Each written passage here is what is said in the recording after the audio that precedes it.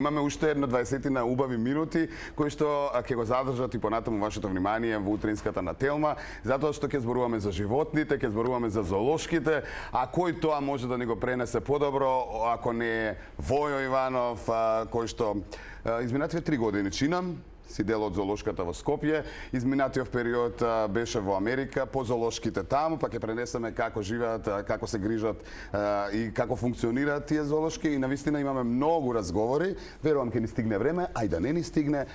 Знам дека ќе ни се придружуваш често во емисијата, што во живо, што на Skype од зоолошка во живо, па нели се со цел да зборуваме за животните и за зоолошките.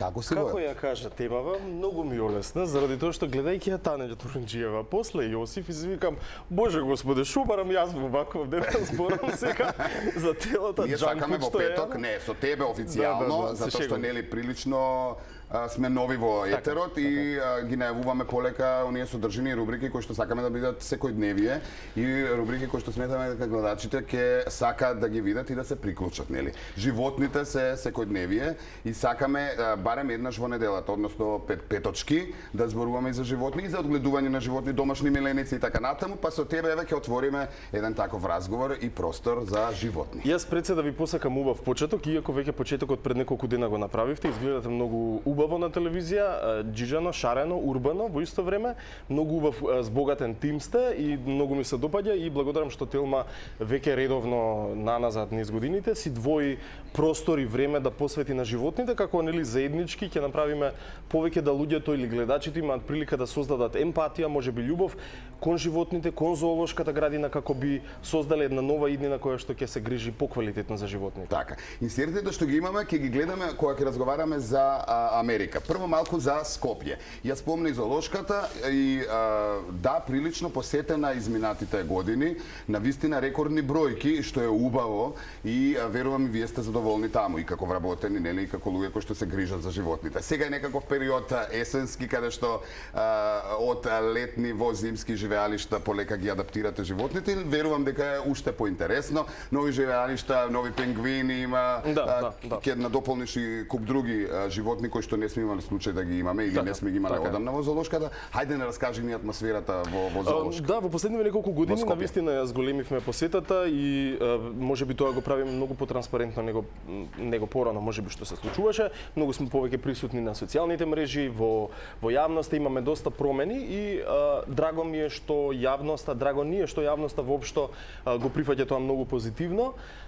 За жал се случи корона и во последниве 2 години нели целиот свет се промени, така и во нашата состојба. Голем дел од животните, односно живеалиштата кои што се затворени, за жал не се достапни за публиката, бидејќи нели затворените објекти се сепак ризик за вирусот и на тој начин избегнуваме да ги воопшто фокусираме луѓето да влегуваат во такви затворени живеалишта. Останува само на тоа надвор. Сега однапред ќе се извинам на публиката, бидејќи некои од животните или поголем дел се тропски, екзотични, а тоа значи дека бараат и посебна температура. Ваквите промени како овие амплитуди утрински, па попладневни, па сонце, па дожд, нас ни влијаат лошо, а камоли на жирафа, слон или фламинго. И нормално очекувајте дека можеби со купениот билет не значи дека не е гаранција дека воопшто и ќе ги видите сите животни, но и ќе ги видите во едно добро светло. Но се со цел да се заштитат, така е, многу френдли за публика во овој период од годината, но ако веќе сте тргнале да не посетите, тогаш направете го тоа во раните утрински часови, 10, 11, 12 часот, кога и животните најмногу се будат и се најактивни, затоа што како заоѓа денот, секако дека ќе се приберат во нивното зимско или ноќно живеалиште и нема многу да видите. Всушност и новиот модерен принцип на животни чување во зоолошки градини не е да ние ги ставиме во експозиција, во витрина. Не е дека тие постојано треба, не се препарирани животните, тие сепак треба да живеат. Апсолутно. Многу често дури и луѓето знаат да речат кога ви е таа точката со морските лавови, точката со ова, фестивалите со ова. Ама револуција беше точката да наречеме со морските лавови. Ама знаеш како, тоа не треба така да го доживуваме, иако живеалиштето со тие тенди горе малце личи на циркус, ние не сакаме циркус и ние сакаме само да им презентираме животно од една поблиска аспект или страна и воедно ние правиме медицински тренинг, значи она отварањето на устата, кревањето на слонот на ногата, зинување со устата, седнување доле, сето тоа има медицинска позадина, а тоа е во случај да ние приметиме дека нешто се случува со животното, да можеме лесно да реагираме. Отвара уста, ние даваме таблета, тоа публиката не го приметува. Или крева пераја, јас гледам дали има некаква рана одоздоле, нели повреда. Ако слонот ми ја крене ногата, ми ја крева внатре, за да можам да му ги иструпијам ноктите, нели бидејќи има песок надвор. Што значи дека сето тоа го правиме повеќе од аспект на животните отколку публиката, и сега малку брутално звучи за нив, ама знам да речам дека мразам аплауз кога правиме нешто со животните, бидејќи не сакам да го доживеат, не сакаме да го доживуваат тоа како театар, како некој фестивал, бидејќи ние не сме за забава тамо, туку сме за едукација. Така. Па и се плашат и животните, претпоставам. Па не, голем дел од нив се, знаеш како не, навикнати се. Ние имаме циркуски слонови што 40 години настапувале. Слоновите се, Јас знам да речам, ова се нашите девојки од шоу бизнисот, сега пензионирани и малку насмеа да ја свртам работата, иако приказната е во суштина многу тажна, заради тоа што двете се земени од различен континент, споени во циркус, живеејќи цел живот во тенда, во шатори, во камион, не баш пријатно. Тие и ден денес околу 6 часот се подготвуваат за настап. За жал. Да. Добро, прво сакам сликите малку вака, нели, да не испадне субопарно зборуваме, малку да ги наведеме гледачите, сликите кои што не одам да ги направи, посетувајќи Америка и зоолошките таму, а потоа и малку подетално за зоолошките, нели, чита, ајде нека прошетаат сликите и да ги прокоментирам. Не дека сум државна администрација, па дека Пето па си кидна порано од работа. Тие си. Па чека уште не ви изгласале, не. Тука сум згоден, да. Добре, Инстаграм е оваа слика. Добро, значи може слободно коментирај ги. Дел од сликиве, да, мислам дека токму овие се од Сан Диего и Далас, моите омилени зоолошки во Америка. Мојата пасија се зоолошките и често патувам со идеја да можам да ги подобрам условите за живот и во нашата, но и било каде да се наоѓам во светот. И да, постојано гледам како може да се подобрат или како прават трикови луѓето за да животните живеат многу подобро и поквалитетно. Тоа е моето хоби и мојата желба, веројатно идентификација и професионална, но и приватно, така да моите слободни денови или оние кои ми следуваат како годишен одмор ги искористив тамо. За среќа имам брат, па ме здоми културно. И ова е една од интересните фотографии, а тоа е нели кога колегите од тамо земале слика од мене и направиле, додека ја наблюдувам саваната, нешто од моите големи желби за да се случи токму тука во Скопска зоолошка градина. Нормално моето омилено животно окапи, ја исправ мајцата, ја носам истата. Тоа е брат ми и еден колега од Далас, еден од хеткиперите и кураторот токму тамо, и имав навистина среќа да посетам behind the scene tour или простор позади сцената, она што луѓето, да речем посетителите, не можат да го видат, и всушност тоа е она што мене навистина ми треба. Кога ме праша дај ми фотографии за да можам да ги објавам, нема да ти се верува дека јас имам 10 Инстаграм фотографии, значи имам 250 кои што не се за покажување, бидејќи има гомца, има алат, има кваки, врати, има цевки, има бројки, има нешто што да публиката, ама апсолутно нема да им изгледа симпатично и интересно, ама сето тоа се многу важни моменти како би направиле функционалност на вашето живеалиште, а веројатно за мене многу важно. Сега Сан Диего спомна, значи тоа е зоолошката која што ја гледам на Animal Planet, така, и како се грижат за животните од тие емисии. Така, таа е. Дезу, тоа е таа, да. Па добро, ајде малку раскажи тоа, како функционира. Интересно е што влагам во нели оној просторот позади сцената што го викаме, и типката која што ми раскажува ми вика вика те следам, нели ти работиш често пати и со публика, нели, пошто тоа се посебна категорија сега од овие зоо луѓе кои што работат и со камери и со публика и зборат јавно. Не секој зоонеговател сака да го прави тоа и нормално е, оправдано, неговиот фокус е животните, но ние, таа мала категорија, сме одбрани да бидеме месенџер помеѓу публиката и животните. Јазикот на животните да го преведуваме на публиката како би создале повеќе емпатија. Ама и тебе не ти е страно тоа со оглед на тоа дека од дете си пред камерите како водител и така натаму. Ова е интересна снимка. Ова е многу сладко. Мислам дека ова беше во Далас. Да, една фамилија слонови, нешто што веројатно за жал во Скопје нема да можеме да го гледаме, бидејќи имаме баби од слонови. Баби, да. Ова е многу интересен One Horn Rhino. Ова е во периодот кога работев во сафари паркот, тие неколку дена кај што имав значи едно искуство кое што е гледам искуство со камера во муцката. Не ти беше малку страф или питоми се? Не, па тука ги храниме. Всушност заради тоа што хранењето се одвива преку автомобил, односно джип, заради тоа што вие не смеете да влезете баш така слободно. Ова има малечко може да нападне. Ова е само еден ден старо, значи претходниот ден се роди и имав прилика баш да влезам кај него. Па не знаеш колку бев потресен, ја мислам дека прилика на мекици. Да, значи ја не јадев цел ден, тоа за мене е трагедија. Се сопнував направо, нели?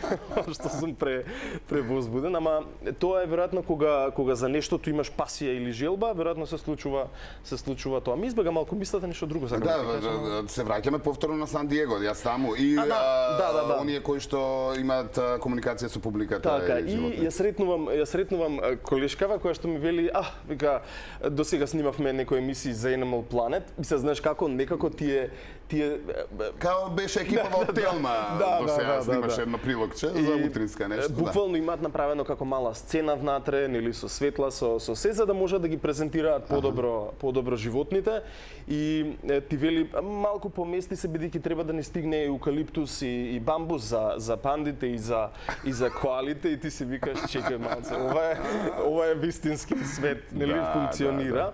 Сега тоа во мојата бранша, извини, е навистина едно големо доживување, заради тоа што е супер искуство да го имаш од така непосредна близина. Имав картичка Војо Иванов, нели? И не знаеш што се случуваше. Значи јас мислам дека вака 3 дена си ја гледав тоа дома, викам идам утре пак тамо. Секако. Изминативе години се работи и кај нас во зоолошката, еве пак на паралела. Сега не можеме во светски рамки да изгледа тоа како што изгледа таму. Прво се многу просторни, немаме толку голем простор, барем сега за сега. Претпоставам и заради тоа не може и многу животни па да се набутаат. Пак треба да имаат нели доволно за живење, за некое пристојно живење, но се работи. Кажи ми, кој ги дава сугестиите во зоолошка околу изработка на живеалиштата? Еве сега пингвини, па се правеше живеалиште. Дали сте вклучени сите? Дали тоа стигаат некакви нацрди од таму каде што ги набавувате? Има ли некаков план? Има голема разлика помеѓу зоолошките во Америка и оние во Европа, се зборам генерално. Знаеш зашто, извините, прашам, ми дојде како идеја за ова прашање. Гледав и на Animal, која веќе спомнавме, баш како ги прават за тоа реално да им изгледа како вистинско живеалиште, реално живеалиште, значи со такви материјали, баш пресликано од природата. Да, правите исечок од природата и го вметнувате. А сето тоа е вештачко. Така е. Па, знаеш како, во суштина, тоа и стално го зборам, ние сме тие што ја создаваме таа магија. Ние на сред Илинденска во Скопска котлина треба да создадеме море, савана, пустина, лагуна, карпи и се останато како животните би направиле да се чувствуваат како дома. И тоа е максимум што можеме да направиме за овие кои што веќе се заробени и веќе живеат во една урбана средина. Тоа се животни кои што се родени во зоолошки градини. Да, и тие се навикнати. Биле дел од циркуси, тие не се навикнати на друго. Тие да ги пуштиш сега во савана, не можат да се снајдат. Преживеат 2 дена. Така. Муабетот ми беше дека во Америка, за разлика од кај нас, навистина, нели, целото општество е конципирано на конзумеризам, постојано, тие се мегаломани во се. Да. Значи исто и со зоолошките. Тој ми вели, го гледаш оној ридот позади, па тука некаде е крајот на нашиот сафари парк. Викам, добро, како поѓаволите стигате до таму, а не па да го одржувате и да го контролирате сето тоа. Но тоа е Америка. Затоа и Сан Диего е избрана за најдобрата зоолошка градина во светот. Они имаат и 2 сафари парк и зоолошка градина, но се навистина огромни, тие трошат без мера за животните. Тој вели, вода, да, целата вода која што ја имаме. Има храна, целата да им ја истуриме. Нели, за разлика од Европа, кај што веќе ЕАЗа, тоа е Европската асоциација за зоолошки аквариуми, нас ни вели како еден модерен пристап кон нештата, вели, вие како зоолошка градина мора да бидете и еколошки свесни, но и да мотивирате еколошко однесување кај публиката, па затоа реупотреба, рециклирање или редуцирање постојано е тема на нашите семинари и обуки, па вели водата никако да ја фрлате, ќе ја филтрирате. Затоа, на пример, публиката кај нас воопшто и не ни гледа дека ние имаме цел спрат под земја.